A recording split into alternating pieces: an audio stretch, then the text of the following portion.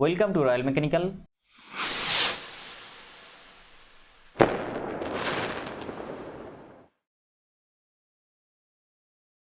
Welcome to Royal Mechanical. ONGC की तरफ से जो रिक्रूटमेंट निकल के आया आईटीआई पास स्टूडेंट के लिए जूनियर टेक्नीशियन पोस्ट पर और डिप्लोमा स्टूडेंट के लिए इंजीनियरिंग असिस्टेंट पोस्ट पर परमानेंट बेसिस जॉब है।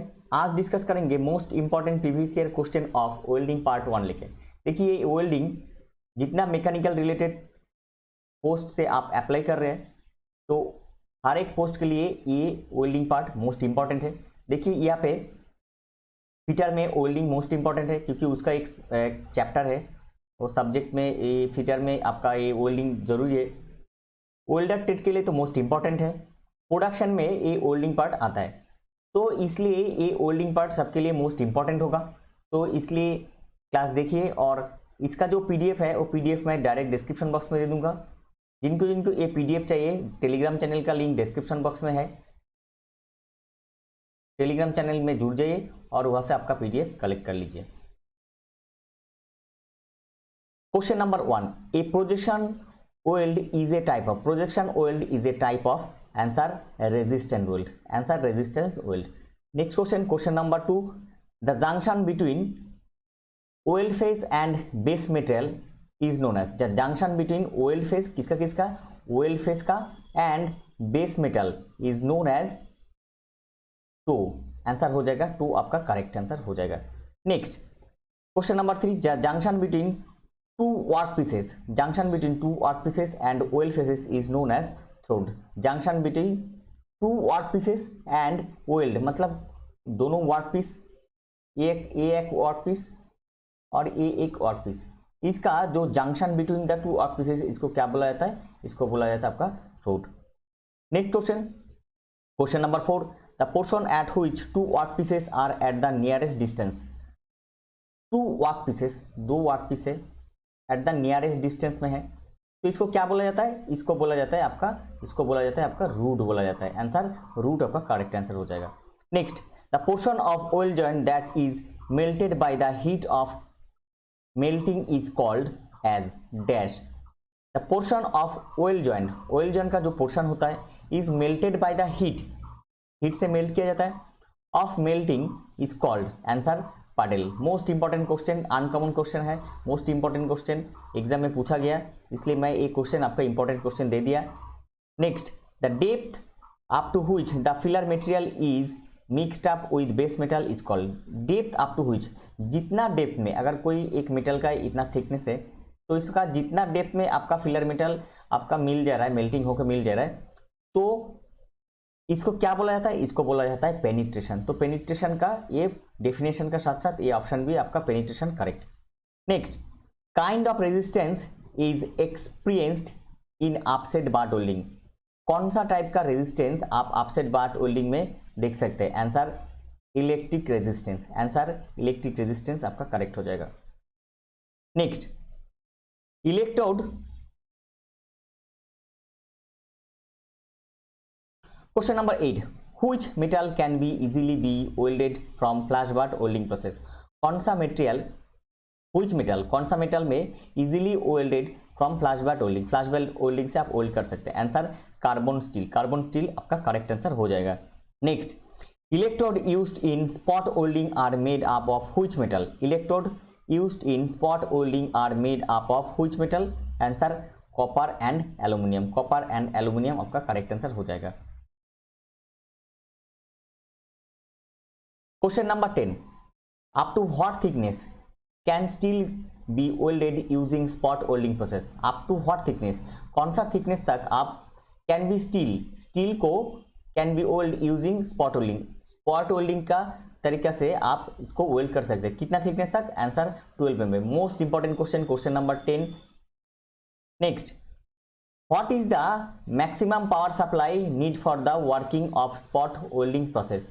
What is the maximum power supply? What is the maximum power supply needed for the working of spot welding process?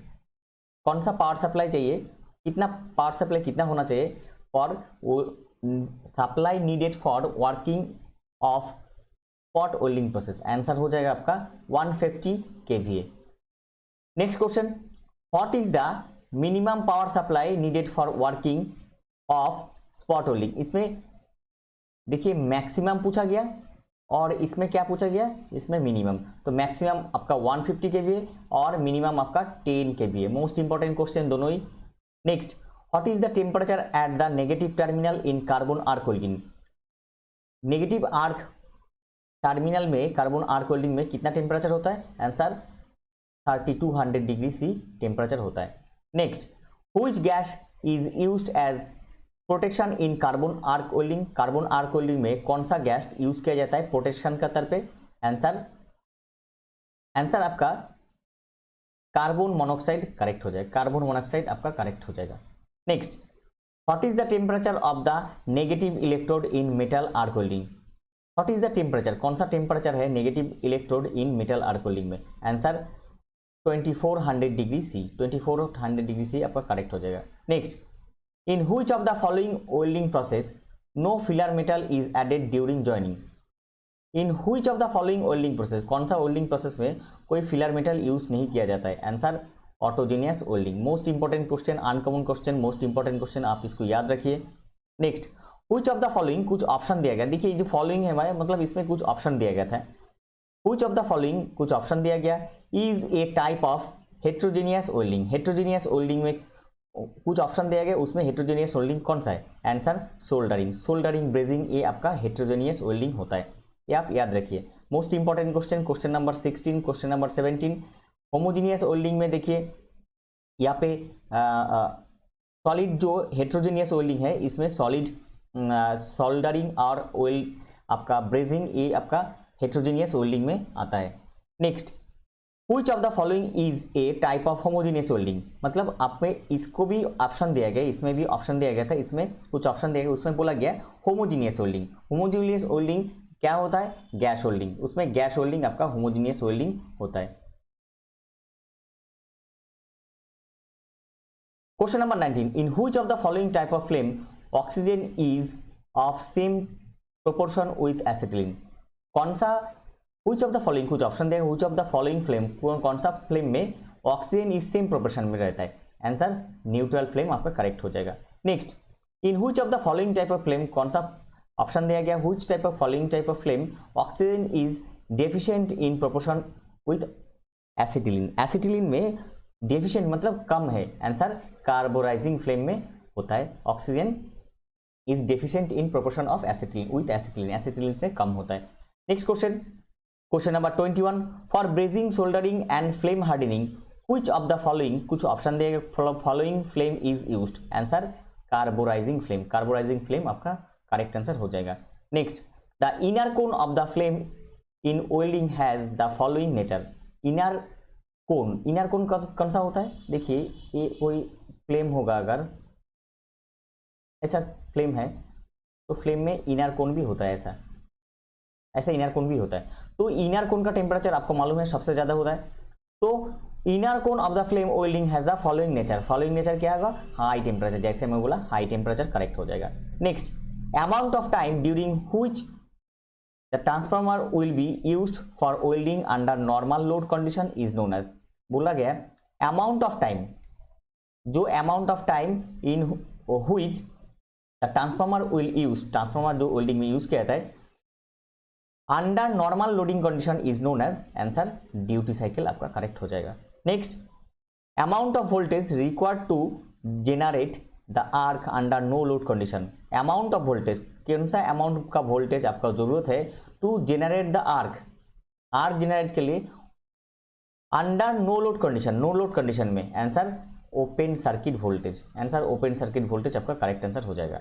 Next, in which of the following gas welding process a non consumable electrode is used, कौन सा following, कुछ option दिया गया, following मतलब आपका कुछ option दिया गया, डायरेक्ट मैं क्वेश्चन यहाँ पे दे दिया, सिर्फ वो ऑप्शन ना देके वन लाइनर यहाँ पे कर दिया।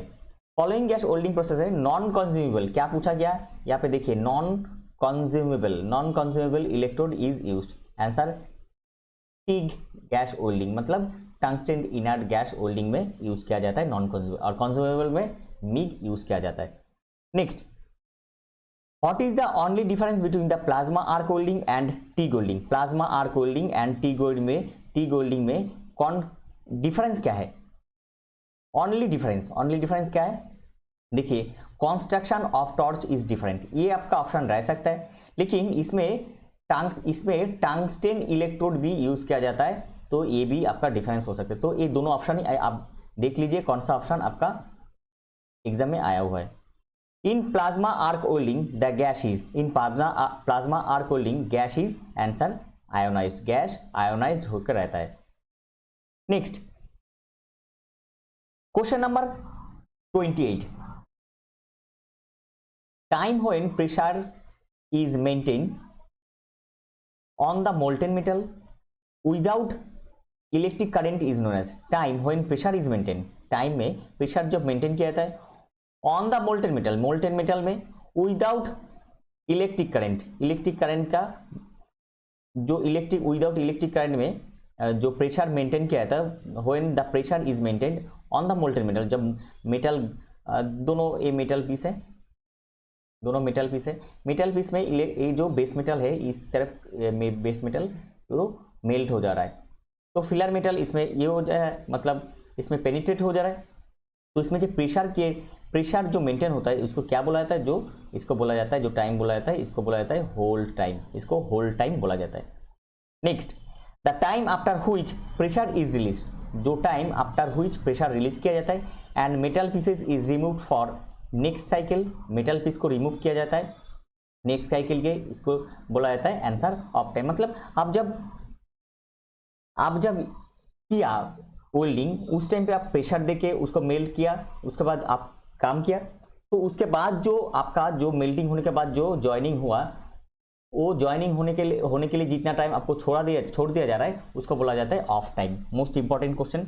Next which of the following, कुछ ऑप्शन दिया गया, which of the following defect occurs due to flux employed and electrode coating, which of the following defect, कौन सा following defects occurs due to flux employed and electrode coating, answer inclusion of slag आपका correct answer हो जाएगा।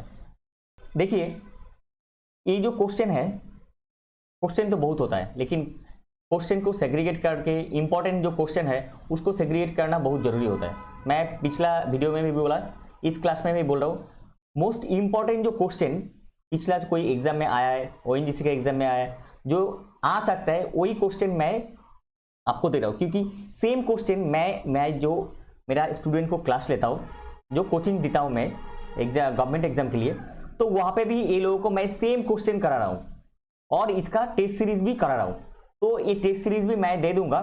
तो इसलिए ये PDF most important है, class देखिए और शेयर कीजिए, और जो पीडीएफ चाहिए आप टेलीग्राम चैनल का लिंक डिस्क्रिप्शन बॉक्स में है, वहाँ से टेलीग्राम चैनल पे जुड़ जाइए और पीडीएफ कलेक्ट कर लीजिए।